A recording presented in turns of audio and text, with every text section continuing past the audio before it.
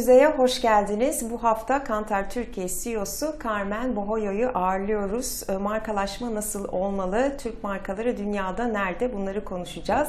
Mrs. Bohoyo, welcome. Thank you for joining us. And welcome Thank you, to Arzu. Bloomberg.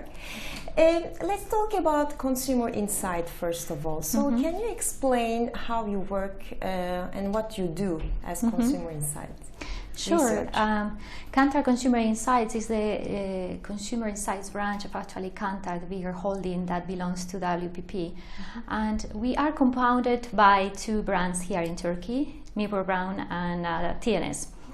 And we really look into helping companies here to understand what is the relationship that their brands and their products have, or their services have with consumers, and how they can really improve that relationship so they can increase sales, increase penetration in the market, or expand internationally. Okay, and how they attire this consumer insight and how they use in their process of branding, for example? So that's a good question, because more and more insights is becoming really relevant and at the top in the organizations, and it's becoming more strategic. So within Millward we conducted actually a study called Insights 2020 last year globally, and we looked into what the good performers were doing, the brands that really were growing faster, and we saw that one key aspect was that they paid a lot of attention to insights. Insights was very strategic. They really look into not data, but really understanding how they can extract and connect that data to really build strategies and really grow their business. Okay. For example, talking about strategy, what is important? What are the new trends? How to develop a strategy in the new consumer era? Yeah. That's actually another good question, because before, and it's actually very, very important in Turkey, as it was like when we talk about the 20th century, the manufacturing assets were very relevant and they could help you have a competitive advantage. But what we see now is that the companies that are winning and the brands that are winning are the ones that really invest on intangible assets, and those are their brands. So they need to look at not only short term, what sales can I get, but they build a strategy looking in the long term. And for that, the first steps is really understanding who are you going to be selling your products to, either your users or your customers or consumers in a way, and that's where consumer insights comes into place. Talking about competitiveness, yes. For example, let's talk about Turkish brands. So we don't see many Turkish brands worldwide talking. What is the issue here? What we should do, work for? Yeah, I mean, they are definitely top brands in Turkey, and we measure, we have the Brandsy Top 100 conducted by Millward Vermeer in the last 10 years. It's a study, global study, commissioned by WPP. There's any Turkish brand in that? And there's in the top 100 there are no Turkish brands. And the only thing is, of course, this study is the only one. Is unique in the way that it measures the financial performance of those brands. So let's say revenue, profitability, as well as this equity of the brands. So how they are related with their consumers. So of course, the Turkish brands are still not appearing there because they still maybe need to get this bigger global exposure from a financial standpoint and global penetration, which would allow them to have a stronger relationship with consumers globally, not only in Turkey. Okay, so consumer behavior also changes countries from country.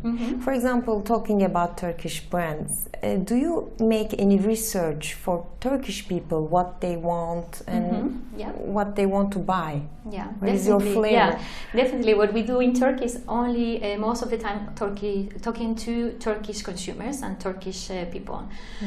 We work with the biggest advertisers and financial services companies or services companies in general in other sectors. And they are, of course, always worried and understanding how their buyers or their users are really perceiving their brands. And within that, we focus on Turkish people, which sometimes when you work with global companies, they, of course, may differ and receive the perception of the brand differently than in other markets. Okay, I see. How is the consumer insight industry changing? Let's viewing the current economic issues. Yes. For example, now that consumer behavior is changing because of technology, but as well the people are getting not richer, so they are buying less.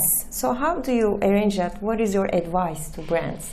Yes, you're right. The environment is changing, and we actually need to adapt and change as well.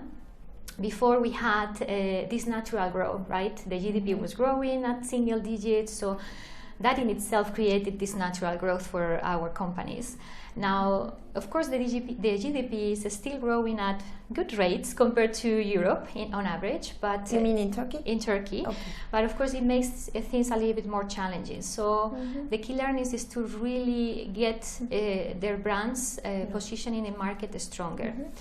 Meaning that when we see that there is, for example, an economic downturn, the brands that have a stronger relationship with consumers, the stronger brands are the ones that they stand, right? They stand. I mean, they may suffer, but they recover much faster than the other brands.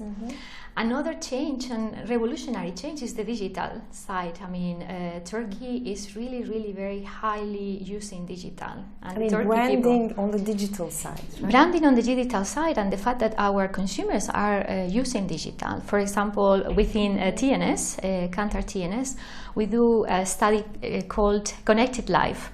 And in that study, we are trying to understand what is the people's behavior around digital and their usage of digital. And we see that compared to other countries, for example, the usage of smartphones is huge. And the usage of mobile for their daily lives is really very high. I mean, we use mobile when we get up and we go to bed, and also when we are during the day, connecting. And social media plays a very, very big role, including Facebook, in our lives. Like Instagram, because publicity and marketing. Yes. Because everybody uses and sees especially for textile sector, it's very important. Yes, yeah. I think when you talk to social media, actually, the brands that we see in that study that are coming out as, or let's say categories or industries, more looked for are actually automobile, luxurious brands, cosmetics, and skincare actually, and probably fashion also is coming after that. Yeah. Again, seeing the economic difficulties that we are facing in Europe and in developing countries, what are the sectors that having difficulties to standing? Sectors. Yeah, we don't really measure economically what sectors are doing better than others, but what we can say, based on our experience with our clients, is that, all the sectors are having certain challenges, but in some of them there is a more natural expansion to abroad. So they are trying to go also regional and expand internationally. And you can see that not only in services, you can see that happening in FMCG, in consumer goods. So, the latest trend is you see that companies, they maybe see that there is not a huge growth in the market, so they are also looking at the international expansion. What are the markets that are trendy, for example, for European brands? You see a natural trend to go in the region. So Russia, Egypt, the Middle East. The Asian market, it's also very the Asian popular. markets a little bit. North Africa, some markets in Africa. But it depends. Other companies may have made acquisitions that help them play a bigger role in developed markets like the UK or the US or even China. Okay. How Turkish brands pay attention and how they use the consumer insights? Are they using properly? They are. As part of the transformation, I think because now it's more challenging, I think they always used insights. But I think they are transitioning more from using data and collecting data, which is what was happening before, to really understand how to interpret that data in the right way. So this is important. And this is very important. It's no longer, I have my collection, I collect all the data, I have all this data, this is amazing. Before, sometimes they have all this data and they spend a lot of money, but how to interpret it is the key point. And with Kantar, we can really help them, to do and go through that interpretation. What was the biggest challenge that you have seen doing this research globally and also for Turkey? I mean, it's just we need to always adapt to the new trends. So, for example, this digital, social, and mobile era is very important because more and more consumers are exposed to all these devices and all this media, exposure. So before, when we were growing up, we would have all the family in front of the TV. And you knew that you could capture that family through a TV ad, and that was it. But now the media landscape is really very complex because we as consumers are with our tablets, then we read the newspaper, then we are with the mobile, the PC, then sometimes you watch TV. So that's one of the challenges, to really understand what is the consumer, the speed and the consumer journey, and what we say is what are the different touch points. Because at the end of the day, a brand has to be consistent in their message to be successful. But now you have to be consistent in all this medium and with different people. So it gets into a matricial network. Yeah. Talking about publicity, just for my curiosity, what do you think about using a celebrity face for publicity? Yeah. So what is the effect to the consumer side? It actually can be impactful. I mean, in Kantar, we measure through Millward Brown the effect of celebrities in advertising. We measure the performance of a TV ad or any type of ad. It could be digital, it could be video, social online media, anything. But yeah, definitely the celebrity, we actually analyze how the celebrity is playing positively towards the objective of the ad. And the objective of the ad may be that, of course, they want the consumers to buy more of that product, or they want us, the people, to really believe that that brand is really, that particular brand is, for example, lovable, or is really taking care of me, or whatever the product is. It can be many messages. So we look into, like, the role of the celebrity is very important, because sometimes the celebrity can overshadow the brand. Yes. So people only take out the celebrity and they never know that, oh, this was for this particular brand. Yeah. But sometimes the brand can be really a good fit. So then it will be an enabler, it will accelerate and amplify the overall message. So definitely it's key to understand who you choose. Yeah, so there are many challenges in the industry. So what do you foresee? What will be the next big change in the industry? I think we are living now, at the moment, a big change. I'm not sure if I can anticipate the future, but definitely the overall change is around the usage of social media and really understanding what social media can do for the brands. Clients keep coming to us saying, okay, what is this for my brand? How do I target my consumers in one way or another? And the reason why I say social media, of course, is digital as a whole and mobile, is because social media is allowing the creation of subcultures. Before, we always had subcultures, but it was more like in an analogic way. So you knew how to get them. They were in a specific neighborhood, or they were in a specific city. Now they are in social media, so they are everywhere. And you can create, or multiple subcultures can be created. So I think that's a big challenge to really understand. Is it important to really target those subcultures for my brand? One thing, and how do I do that? How do I reach them? That is the big challenge. Okay, what differs Kantar Consumer Insights from others? What is the difference? Yes, that's a good question. I think three main things. One is that we have, the depth and breadth of our expertise. Just in Turkey, we have two brands with very, very clear expertise areas, Millward Brown and TNS. Yes. And they can really bring to the table a lot of knowledge from communication or brand equity and how to connect with the consumers, all the way to what is the shopper journey and how we need to touch the shopper to really get them buy my brand. But at the same time, we are part of this whole Kantar and WPP network.